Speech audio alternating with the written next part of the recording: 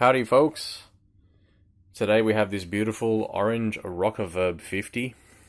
Customer complained that it was cutting in and out. Customer complained the pots were crackly. Customer also complained of the reverb not working, but they don't care if it gets fixed or not. Well, the reverb anyway. They do want the amp working safely and reliably. The filter caps in here look okay, and there's two 450 volt 100 microfarad caps right here, filter caps, and then there's a 16 volt, I think 6600, 22,000 microfarad, 16 volt. Anyway, the thing I noticed, got my trusty chopstick here. Here we go, see? So I carved this chopstick down into basically a flat blade screwdriver. This is also handy because it's a non-conductive screwdriver now, and very handy for doing the bias adjustment on tube amps, getting into the chassis without being electrocuted, and remembering to always keep your other hand in your pocket. Let's focus in on the amplifier. So what I did, and right now it's on standby, I've got the speakers connected up to the 16 ohm output jack. None of the tubes are red plating, none of the tubes are sparking, none of the tubes are causing any major issues. I noticed that the four 6v6s that are in this, oh, and by the way, this is, I believe, a RockerVerb 50 Mark 1. Mark 1 being the 6v6 model, so it's got 4 6v6s. I believe the Mark 2 went to 2 EL84s, and a lot of people suggest that it's got more mid-range.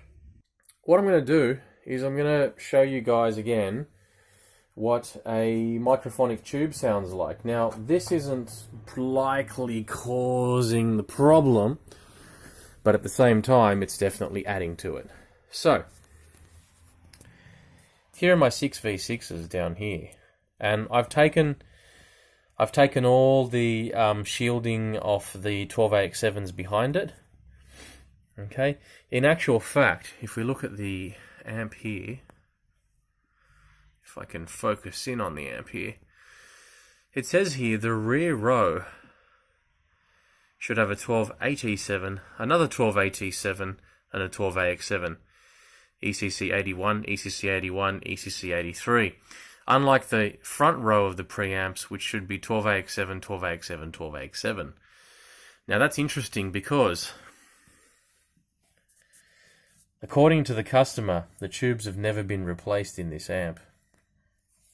However, I somewhat believe him because these look original, and I don't know if the RockerVerb 50 came originally with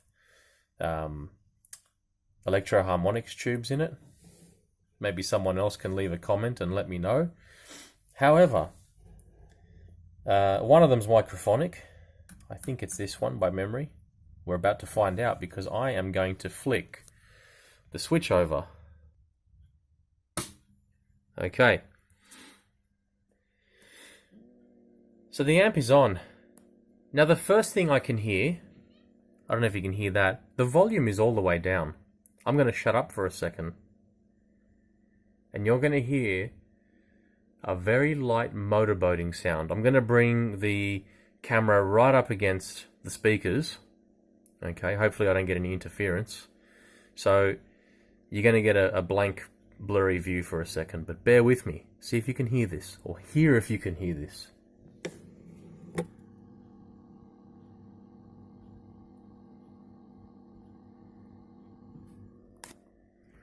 Okay, I don't know if you could hear that, but it's like a motorboating sound. It's kind of like a... So generally, that can be caused by a number of things. It can be caused by bad tubes, filter caps. Now, that filter cap back here is nice and swollen. I have seen that before in some other Marshalls and things. I assume that's normal for these sort of capacitors, these very short electrolytic caps. But for the sake of a few bucks, I'm just going to replace it. And I'm going to replace these filter caps here. And then I'm going to replace these electrolytic filter caps here. And there's another one down here as well. Right there. Okay? And what's going to happen... Now that sound's getting louder. I'm going to have a listen to this again. I'm going to be quiet.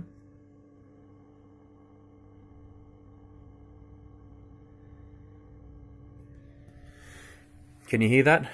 Well, if you can't, I'm sorry, but now it's doing more like a... It sounds like a motorboat going down the river. So, what I'm doing now is tapping the power tubes.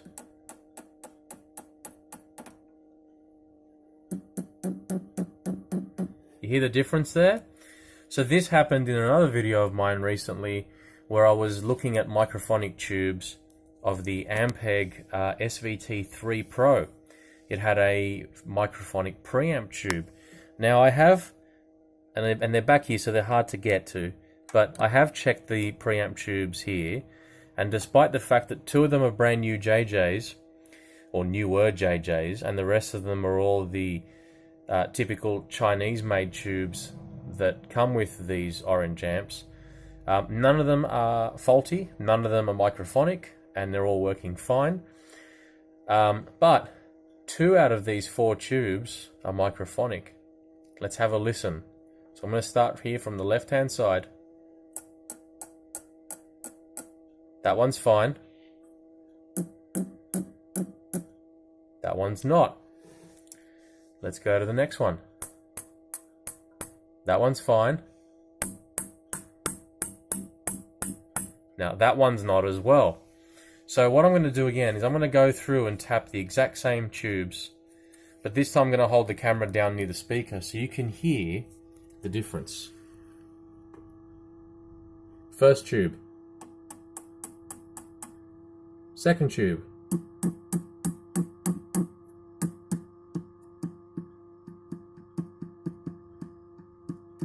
So right now I'm tapping this tube so lightly,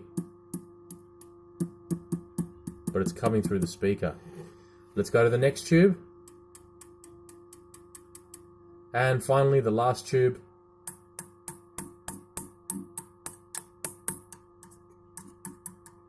So it's a little bit microphonic. Not as... Let's come back up here for a second. So, I'm going to make sure I'm in focus here. Alright, so this tube, not microphonic. This one, badly microphonic. See, I'm tapping this so lightly, and I can hear it coming through the speaker. This one, fine. This one, a little microphonic. Not much, but a little bit. Okay? So 2 of the 4 tubes are microphonic. They're going to need replacement. The problem with these, well, that's not really a problem. It's a valve amp. This is how they work. You need to buy a matched quad, even if 2 of the tubes are okay. Alright? Now, you can hear that motorboating getting louder. Let's have a listen.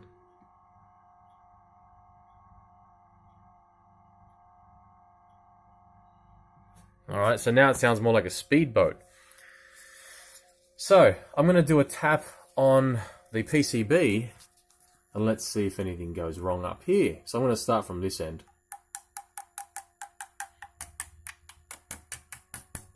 So tapping wires, tapping the caps, give them a little tug and a push, because if they're loose, they don't feel loose, but if they were, you'd know.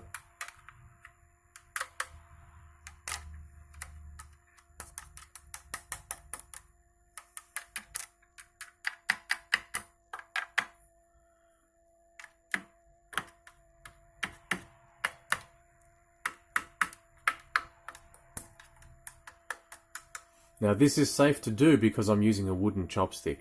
Okay, this is my little wooden chopstick I showed you before. It's safe to do because I'm not touching anything with metal. I'm not shorting anything out.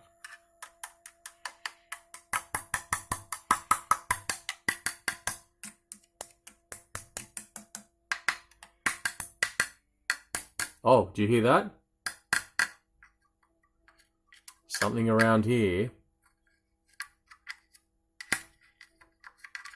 Okay, there was something around here, around the preamp board.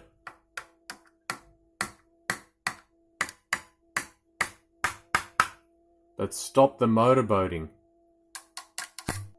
So what I'm going to do, unfortunately I don't have a matched quad of 6v6s to replace, so I'm going to have to order some. But in the meantime, I do have a spare bunch of well-known working 12AX7s and AT7s, and I'm going to be able to replace some of these tubes and see if that motorboating sound goes away. What I'm doing now with this is just putting pressure down on the board in different spots. Okay.